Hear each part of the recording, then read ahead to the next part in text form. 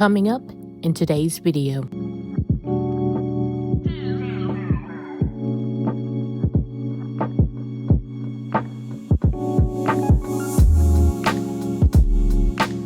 Welcome to episode 3 of my fall Crockpot series. Today, I'll be making Crockpot pumpkin mac and cheese. Before I get started, let's take a look at the ingredients. Nutmeg, pepper, garlic powder, salt, pumpkin puree, cream cheese, butter,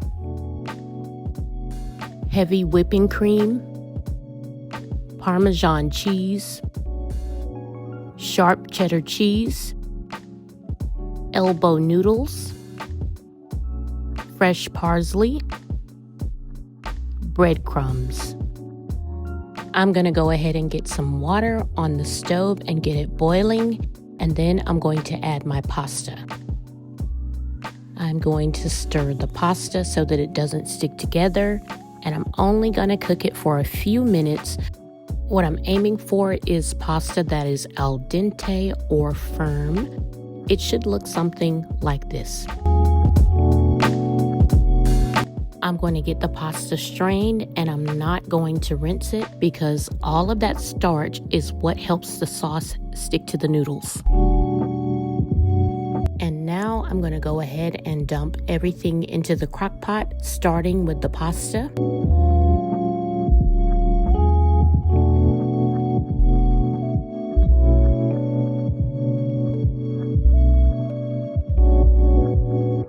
Most mac and cheese recipes call for a specific amount of milk, but I always like to have extra.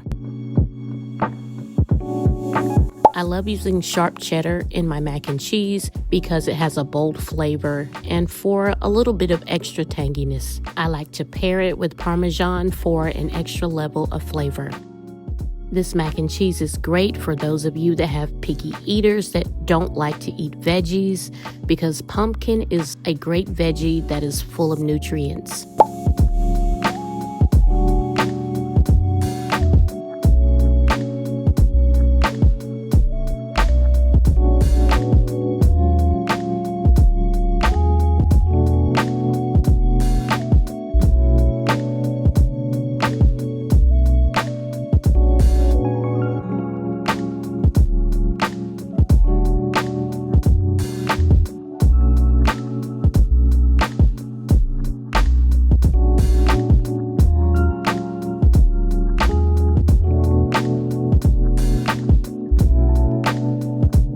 Going to mix everything together really well. I want all of the ingredients to be well blended.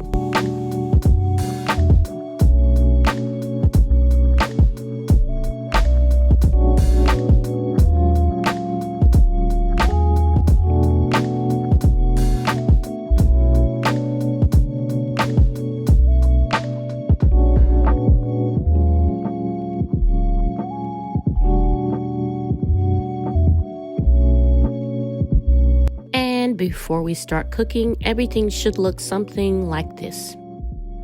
I'm going to cover, and everything is going to cook on low for 1 to 2 hours. About halfway through, I'm going to check on the mac and cheese and give it a good stir. And as you can see, it was looking a little bit dry.